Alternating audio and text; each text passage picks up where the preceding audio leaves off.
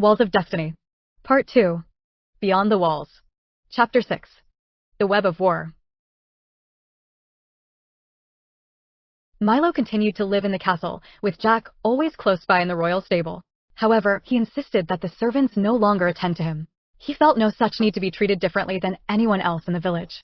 Instead, he spent his time working at the forge, his hands busy and his mind occupied.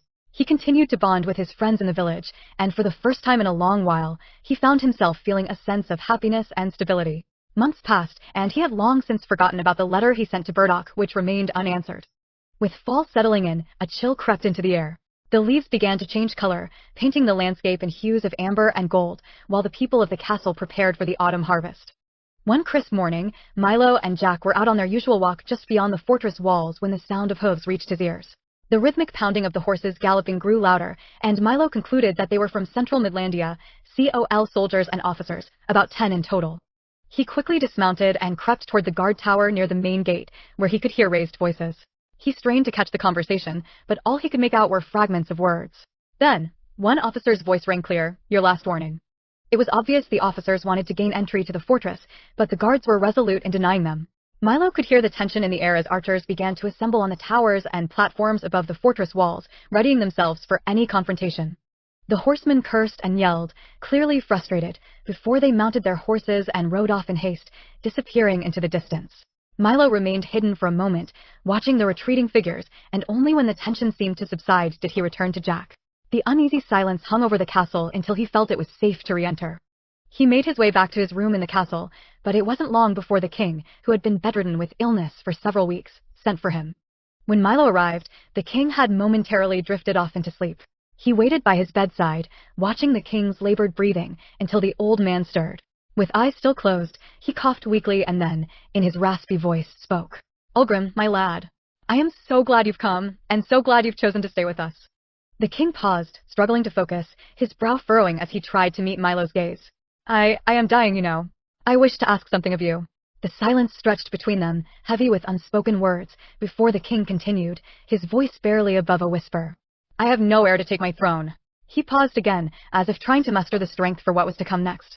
"I would like to appoint you steward of these lands." Mylo's heart raced, his mind unable to process the weight of the words. "I cannot do this," he gasped, his voice shaking. "There must be someone more qualified. Someone more suitable." The king chuckled weakly, a rasping sound. "You're bold to question the will of a king on his deathbed," he said, with a faint, almost mischievous glint in his eye. "But it's your choice, lad. The treasure, it would be yours, of course, unless they come for it." The king's voice turned darker as his grip tightened on the bedclothes. "Yes, they will come for it. They think they can take whatever they want, do whatever they please. But I won't allow it. You can't." Suddenly, the king broke into a fit of violent coughing, and his nurse hurried in, concern etching her face. "Your Highness, are you all right?" she asked, moving toward the bed. I'm fine. "Leave us," the king snapped, pushing her away with a trembling hand. "Maybe I was wrong about you, Ulgrim, but I stand by my offer. Please consider it. Do come back tomorrow." His voice faltered. Nurse, come in here." The nurse, now looking quite distressed, hurried to the king's side, but Mylo stood motionless, his mind racing. "Yes, your Highness." "I will consider it," he said, though his voice was filled with uncertainty. As he left the king's chamber, Mylo felt a knot of guilt tighten in his chest. He didn't want the king to die, but at the same time, he dreaded the weight of the king's request. King Nemeshad was a kind man, but the king was certainly mad, delusions of grandeur, of threats from enemies both real and imagined. Mylo wanted to help, but the madness was more than he could bear. He knew it was wrong to wish for the king's passing, but part of him couldn't shake the thought that if the king did die during the night, Mylo would be free of this madness. And yet, despite everything, he couldn't bring himself to wish that the king would not wake. 2 days had passed, and the king's condition continued to worsen. Mylo was in the courtyard when the sound of galloping hooves reached his ears.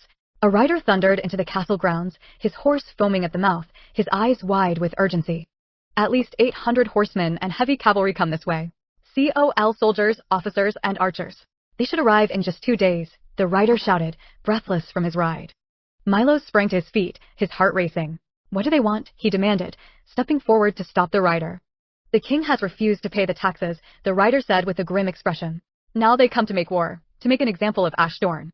Please, I must tell the king." Mylo's mind raced. "But wait, can't we negotiate with them?" he asked, his voice tense. "This has been brewing for nearly a year," the rider snapped, growing impatient. "How do you not know this?" Without waiting for a response, he mounted his horse and spurred it toward the king's chambers. The news spread like wildfire through the castle. The town buzzed with activity, the air thick with panic and preparation. Riders galloped out into the countryside in a last-ditch effort to recruit more men. Crews labored to fortify walls and gates, while provisions were hauled into the castle to withstand a siege. Mylo and Jack exchanged a look. This was their chance to leave, for good. A good night's sleep, and they would be gone before dawn the next morning. But the night was anything but peaceful. Mylo was awoken repeatedly by the sounds of the village preparing for war, the frantic rush of men and horses, the clanging of tools, the distant cries of command. There was no rest to be had. The next morning, Mylo awoke later than he intended. He packed his things in haste, his mind still reeling from the events of the night before. Just as he finished gathering his belongings, a knock came at the door. "Your king, like to see you he would," said Whitfurrows, his familiar voice carrying the soft rasp of age and wisdom.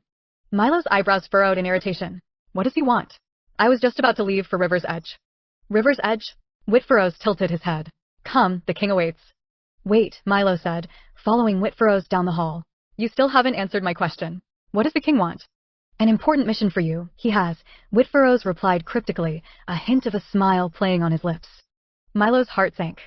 What now? He wondered, the sense of dread settling in his chest. He followed Whitfurrows into the king's chambers. The king, though pale and weak, was up and walking about, his movements slow but deliberate. Ulgrim, cried the king, both surprise and relief present in his tone. Have you heard what is happening? They are coming. They will destroy us all. All I have in this life are my people and my treasures. I can't take either of them with me. I beg you, you must lead my army into battle. I know I ask a lot, but I know you can do it. Mylo stood frozen, disbelief flooding his veins. No, I can't. I don't know anything about leading an army. This is absurd. His voice rose as he paced the room, frustration mounting. You have already denied me once, the king said softly, his voice tinged with hurt. Did I not give you the best housing, the best provisions? I asked nothing in return. This is all I will ask of you. Oh, that's all. Mylo retorted sarcastically, the bitterness in his voice clear. Send me to my death? That's all? That's all for Ulgrim, I suppose. He shook his head, his hands clenching into fists. I can't do this. I am the king said, his voice growing firmer despite his weakness. You must do this. It is my last wish, my last will. He coughed once, then added, if you live, you can have whatever you wish. I've already had the contract written up. Mylo felt the weight of the king's words, but beneath it, the sense of obligation gnawed at him. The king was asking, but it sounded more like an order. The dream of leaving, of escaping this madness, slipped further from his grasp with each passing second. Okay, Mylo thought bitterly. I'll agree to this just to make him happy. Then I'll leave. Just let me get through this. He nodded, the words feeling heavy on his tongue. I'll do it. Oh, wonderful, Ulgrim. Wonderful. The king beamed with relief, though it was laced with a certain manic energy. I dreamt of this day, you know. I dreamt of finding you in the wasteland, of you staying with us, and with you leading the army, the enemy would tremble in fear and fly back home. But without you leading us, we would all be doomed. They'd slaughter us all. Thank you so much. He beamed. Come, I have some special armor for you. It's the king's armor. Here, put it on. Mylo reluctantly stepped forward as the king motioned to a set of armor at the foot of his bed. It was gleaming, with red symbols stitched into the fabric, representing the kingdom of Ashdorn. It was solid, well-made, but not overly heavy, yet the weight of it felt like a sentence. The king's armor, Mylo thought bitterly. How wonderful. I'll be the first one killed. He didn't know whether this made it easier or harder to follow through with his plan to leave. His thoughts were clouded with doubt. I will need a horse, he demanded, feeling a surge of defiance. I won't take Jack into this. Fine, fine, you shall have the best horse in the land, the king said, his voice weary as he lay back in bed. Thank you again, Mylo. I hope I live long enough to see your victory. Mylo bowed stiffly and left the king's chamber, his head spinning. Outside, Whitfurrows was waiting for him. Friends in the lands west of here, do you have? Whitfurrows asked, a sly grin on his face. Why, yes, Mylo replied, confused by the question. Good. Worry not, Whitfurrows said with a glint of something unreadable in his eyes. Help you, they will. Mylo shook his head, his unease growing. No, you don't understand. No one knows I'm here. No one can help me now. As he made his way toward the gates, he could hear the sounds of cheering and chanting. The people had gathered, their excitement palpable. All eyes were on him now, the chosen one, the prophecy fulfilled. It was clear they knew of the king's plans and believed in the king's vision. Fear gripped Mylo as he turned cold, his skin pale. There was no way out now. He walked toward Jack to tell him, but Jack already knew. Let me fight with you again, said Jack. I can't bear to lose another. I would rather die fighting with you than watch you do this alone. There is no sense in both of us dying needlessly. You have more you can do in this world, said Mylo. And you don't? Interrupted Jack. Just stay out of this one. Please go, said Mylo regretfully. And where shall I go? Asked Jack. Go back to the walled city. Go and find Usheme. He will find you another, said Mylo, trying to hide a tear. So, Jack lowered his head in sadness and away he went. But he did not go far. Mylo with the highest-ranking soldier, Adain the Swift, to discuss a strategy. Adain was strong and robust and had long blondish red hair and a short beard of the same color. He reminded Mylo of the soldier who had found him in the wasteland. The enemy, 900 strong, was expected to arrive around midday tomorrow. So far only 200 horsemen were gathered at the fort, also 100 archers, 150 infantry, and about 100 volunteers, mostly peasants. A few riders had been sent out to some of the neighboring villages to the south to recruit more help. The army was ill-equipped and hadn't seen actual battle in many years, and hadn't had much training either. A few had heavy plate mail and chain mail armor, but most had only leather armor and some, none at all. The peasants only had wooden shields they had made at home and were armed with farm tools such as axes, sickles, and crude spears. Perhaps we should stay in the fortress and defend it as long as possible, suggested Mylo. No, the king has given orders to ride out and meet them. Staying inside might only encourage them anyway, said Adain. And besides that, we have too few archers to fend off an attack. So, I am supposed to lead this army into battle then, said Mylo as he looked around at the impoverished gathering of men. He turned to Adain. I have never done anything like this before, he confessed. I served in the army in my homeland for a year, but I never saw battle. What do you suggest I do? Adain pointed to where the road passed in between two groups of trees. Lead us that way, he laughed. Through there is probably where the enemy will pass. Are you certain? Asked Mylo. Nothing is certain anymore. But they would have to go around for miles to avoid the rich. And besides that, if they expect an actual fight, they would have brought double their numbers. The two mounted up and rode out to the pass. Mylo rode through the pass, inspecting both sides as he went. He examined the road coming and then rode back to where Adain was. We can have shield bearers hiding behind the trees, began Mylo. We could fill the trees with archers and wait until 100 or 150 of them come through to the other side of the trees, then the archers could fire, giving the shield bearers a chance to form a line, preventing more from coming through. You don't think we should try to negotiate, said Adain. Should we negotiate? Asked Mylo, feeling a bit foolish. No. Why should we do what they expect us to do? Said Adain. The archers could use fire arrows, giving the shield bearers more time to organize. Also with them, we will add the same number of pikemen for when the horsemen try to push through. Between them and the archers, they should be able to hold them off, at least for a while. We take one group of horsemen and meet them head-on, and with the other, flank them and destroy them, then let more in. The two went back to the fortress and Adain and his men fine-tuned the details of the plan. Mylo seemed to be the only one who had doubts. Many of them seemed to believe whatever strategy they used would be successful. They had absolute faith that the king's dream would come true, and they would be victorious. Night came and most everyone got plenty of rest before the battle, which was expected early the next morning. Mylo wasn't as lucky. He woke up several times with nightmares and visions of the battle to come. At dawn everyone prepared themselves, put on their armor, and got into place. The archers all got on a wagon with their ammunition and were taken out to the trees. The volunteers stayed close to the fortress, standing by in case they were summoned. The infantry and horsemen began to take their positions. Everyone seemed to be far too cheerful to be people about to go to battle. To most of them the battle was already won. Mylo was beginning to think they all suffered from the same madness as the king. As Mylo began to lead his men behind the berms, one of the king's scouts came riding in. The enemy will be here soon, he cried. They are less than a mile away. How many? Asked Mylo. About 400 horsemen. And another 300 on foot, said the man. Mylo looked at Adain. We are not as outnumbered as we thought. Another wave, the numbers I cannot say, is said to follow. Over an hour behind, added the scout. Well, try to say something of it, said Adain, with a growing concern in his voice. Perhaps 400, said the scout. Mylo and Adain glanced at each other with a look of concern. A somberness came over the army and much murmuring about the enemy and their numbers began to echo throughout the area. Rider, said Adain to the scout. As quickly as you can, ride northeast to the province of Craigstone. Take the path along the river. Tell them what is going on. Ask for as many as they will send. As the scout began to ride off, Mylo looked at Adain in confusion. Why did you send that scout away? Asked Mylo. He will never make it back in time. That scout is my son, said Adain. The scout rode off and Adain turned to Mylo. So Ulgrim, what else do you have up your sleeve? Something good, I hope. Usheme headed south to Deadwood with 3 people who had become enraptured with his teachings and believed in the mission he embarked upon. He tried to appeal to the independent spirit of the townsfolk there. He wasn't well received. A few people stopped to listen, but the people were very busy, and people didn't have much time for ideas about free will. Many feared that such things might put funny ideas in the heads of the gullible, which could distract them from their daily chores. However, one person who happened to be passing through decided to follow him. He spent several weeks visiting all of the adjacent towns and also some that were around Lake Tyr on the central Midlandian side, where he preached, counseled, and healed several people. He also gained 9 followers and made countless new friends. Next, he would go to the town where he grew up, Hamfereld, to speak to the village father of that town. Hamfereld was almost as large as Idriaxlin, but it was further northeast along Lake Idriaxis. It wasn't a walled city, but was situated between the 2 major walled cities of central Midlandia, Idriaxlin and Exlageslin, and was about a full day's walk from each. Many of the older towns and cities of central Midlandia, even some in Ashdorn, bore names from the language of Old Sedurnavian, which was only still spoken in a few small pockets. He hoped that he could talk to the village father, Scafa the elder, and convince him to influence the townsfolk, like he was doing, like he should have been doing all along. Hamfereld was about a 2-day walk from Friowine, so they would travel north and spend the night in the small village of Frumstall, then rise early, and they might arrive at their destination by nightfall.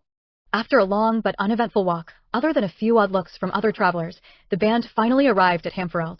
The town was very old, and at one time it had simple wooden walls whose main purpose was to keep out wolves and varmints surrounding parts of it. But those walls have since fallen down and were never restored. It was lit by many oil street lamps, but it was unusually dark, even for that time of night. A man approached the small group. "Greetings," said the man. "I am on watch tonight, and you don't look familiar. Are you new to the village?" he asked in a friendly voice. "Yes," said Usheme. "We have been walking all day and we seek lodging. We have come to speak with Scafa the elder." "Oh, perfect," he exclaimed. "I can take you right to him. He keeps late hours usually, and he might be able to put you up for the night. It's worth a try anyway. It can be dangerous around here at night for strangers. Well, lately anyway. Follow me." He led them down a road which took them right to the center of town. There was a body of water which had a large man-made island in the middle of it. It had 3 bridges which crossed the water to the island. There was a large building which took up most of the island. See the lights on the 2nd floor to the left of the entrance? That is where he lives. In fact, about a quarter of the building is dedicated for his use. Go on in and up the stairs. His is the first door on the left. "Thank you, and blessings be upon you," said Usheme. His followers also thanked the man, and they crossed the bridge and went inside. Usheme gave a hearty knock, and a pleasant old man with graying beard and long hair slightly shorter than Usheme appeared before them. The man's jaw hung open for a moment before a grin shone upon his face. "Usheme? Hello. Come inside. And your friends too." They all came in single file through the door, all 13 of them. Most of them sat on the floor, grouped in order of which village they came from, and the 2 village fathers sat at a table. "Rumor has it you are supposed to be missing. Tell me, what is going on with you?" "I fled the walled city. I could see the writing on the wall. The secrecy and whispers of the coming of some grand event began about 3 years ago. Curfews began because the guild and smithing section began making weapons of war and sneaking them out at night. The steward and his men rigged his election. I was one of the few privy to the fact. I was expected to keep silent. People began to come to me and voice their concerns. They knew some great transformation was taking place. I felt I could neither lie nor tell them the truth and put them in harm's way, so I fled. The pain I felt in the pit of my stomach and in my whole being was not quenched by leaving. I felt cut off from them, like I had abandoned them. The further I got, the more I felt it, so I return. I will reach as many as I can, and when there is a sign, I will march back into the walled city and let fate take its course." "I have felt it here as well," began Scafa. "It seems to be worse in the walled cities, but it's beginning in the villages. What shall I do if it becomes as such here? If it hasn't reached the villages yet, we could use this to our advantage. We could join forces, go to the other village fathers, and gather their support." "I just don't know. You are speaking of uprisings." "I am not sure it is time for that," said Scafa. "You will wait until they are here in full force then?" "I suppose if it comes to that." "But then it will be too late," exclaimed Usheme. "Do you know they are looking for you?" asked Scafa. "I am amazed you weren't spotted, especially traveling with a band of 10, 11, 12, 13 companions. And who are all these people, Usheme?" "They are just friends who wish to help me spread the good word." "Okay, but just try to keep out of sight, if it is at all possible. Well, the hour grows late. You are all more than welcome to spend the night. I have empty rooms downstairs." The next morning, they shared a breakfast provided by Scafa's servants. After breakfast, Usheme tried once again to convince Scafa to help. "Would you talk to the other village fathers? Charles the Uncleft might be willing to join us." "I will consider it. But as you know, there is a celebration in 2 days, and I must prepare." "I can't be distracted with rebellion right now," joked Scafa. "You are welcome to stay and join, or even help with the festivities." "I wish I could. Last night I dreamt of the village of Ariad. We must go and preach to the people there," said Usheme. "But that will take you right past Idriaxlin. You would be spotted for sure. At least let me give you a couple of boats. The shores around the city are being watched, but not as much as the roads. I do not part with the boats lightly, but I do support your mission. I will consider what you said, but the time is not right for me just yet." "I appreciate your support and I understand your position," said Usheme. He looked around and noticed that a number of his followers were not in the room. "Where are the rest of you?" he asked. "They went outside, I believe," said one of them. Usheme went out and saw them across the bridge, and he went out to investigate. 4 of his followers were preaching to a crowd of villagers. They stopped when they saw Usheme. "There he is," said one of the villagers. "Can we follow you?" said another. "We are going to the village of Ariad, and there isn't enough room on the boat for all of you." "Will you be there long?" asked a villager. "I can't be sure, but if you wish to go there by another route, I cannot guarantee we will still be there." "We must be off," said Usheme. And with that, he and his band of followers went back to the island, got on the boats, and began to sail toward Ariad. After discovering Rowler's absence and receiving no answers from the caretaker appointed to watch over the animals, Burdoc searched high and low, exhausting every possible place he thought Rowler could be. Frustrated and still empty-handed, the Red Wizard made his way back to Deadwood. After another long journey, Burdoc arrived in Deadwood at midday. He stabled his horse and entered the old inn. "Pardon me, could you check if I have any mail?" he asked the innkeeper. "I remember your face," said the innkeeper, eyeing Burdoc intently. "You were here nearly 2 months ago, I think it was. But I don't recall your name." "You may find my mail under Burdoc the Red. Or possibly Galdar," said Burdoc. One moment," said the innkeeper as he began to walk into a back room. "I have also been known as Galdar many years ago." The wizard reminisced. "On second thought, it has been many years since that name has been uttered," he said in a lower voice which the innkeeper did not hear. The innkeeper returned shortly empty-handed. "I am sorry nothing has come in the regular mail, but I do recall. Let's see. Yes. You have a letter here. It came from a special flyer. Galdar it is. Here you go." Wonderful. A room, please." "I am exhausted," said the wizard. Burdoc paid the innkeeper, tipping him well, and he went to his room and lay down on the bed, and opened the letter. He glanced down to see who the letter was from before he read it. "Uller the Clever? Goodness me, I thought you died years ago." His eyes moved back to the top of the letter. After Burdoc got past all the greetings and catching up, he came to the part about a friend of his being at the walled fortress of Enkad. The rest of the letter read, "Brave he is and up to the task I feel he is, but against us the odds are. On behalf of the king, any help you can offer I ask. Tried sending you a message, he did, but receive it not suspect I. Short is the time. For your help hope I. Thank you, old friend. Uller the Clever, now wit for us." "Well now," mused Burdoc out loud. "This certainly complicates things, though it is settling that Mylo is safe, for now anyway.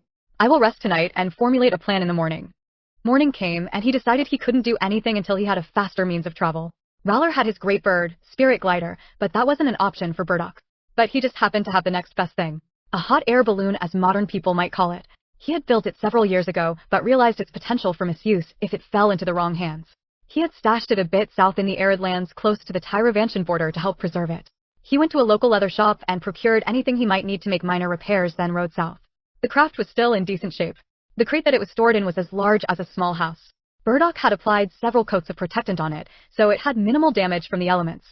The crate itself was part of the craft, the pilot's cabin, as well as the flame which gave it its gravity-defying properties. Luckily, it was also big enough for Apex, though as Burdoc would come to find out, horses are not fond of heights. The wizard ignited the flame, and the balloon began to rise. Burdoc felt like a child as the balloon got higher and higher. He felt absolute joy and also pride that he had built something no one else had ever even thought of.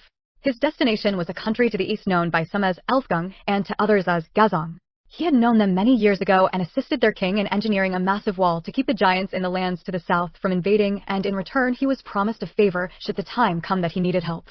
The people of Elfgung migrated to the land thousands of years ago, not long after the people of Atlantia crossed over the land bridge and began to spread west. They branched off from the people of Ashdorn and became a hardy people, skilled in war due to their frequent battles with clans of giants from the south. Before King Ariad united the lands 100 years ago, they were often at war with Ashdorn, Tyravant, and Sedernavia. He was high above the land now, and he knew that if he went in a straight line to the capital city it would be hard to navigate the featureless sandy terrain, so he traveled above the railroad tracks and hoped he wouldn't be seen. When he got to the district of Cimmerian affairs, he would head due south. He landed his craft just outside the city and spoke to the king, who agreed to help, as long as Burdoc promised that they would receive compensation from Ashdorn. They immediately dispatched an army to the town of Enkad, and Burdoc once again took flight in the same direction. "Your Highness, it is done. The Iskal Dunthaneb is no more," said one of the king's secret police. "What does this mean? No more? You shut down the school? That quickly?" "How?" inquired the king. "Better than shut down. Burned down. And better yet, we framed the wizards. Everyone in the town believes that wizards burned down the school." "Who orchestrated this plan?" asked Harold. "I did, my lord," said the man. "Come forward, Elrol," said the king. "You will be rewarded for your service. I am appointing you as Grand Vizier. This is most favorable." "Most favorable indeed." I will address the people and inform them of the wizard's misdeeds. Fetch my speech writers. Everyone must know that the wizards are corrupt and after complete and total control over Chimeria, said Harold, his eyes beaming with evil intent.